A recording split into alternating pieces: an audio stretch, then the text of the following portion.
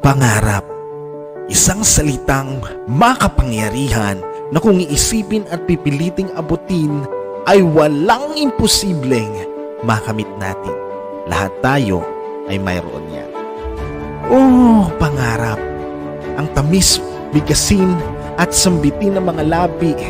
Ang sarap namnamin at isiping makamtan natin at simulang namhin ang samyo at sarap at patuloy na pangarapin.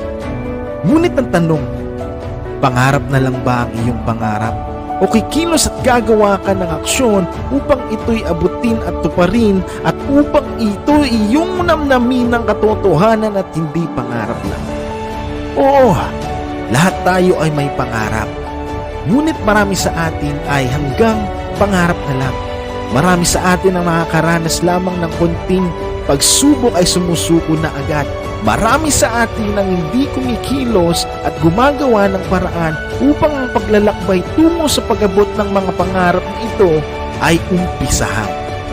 Ang iyong pangarap ay bunga ng iyong pagnanais at imahinasyon.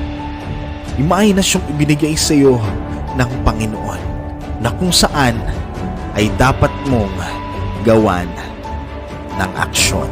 Ito na ang tamang panahon upang ito ay iyong umpisahan. Umpisahan mo sa paggiling at panalangin.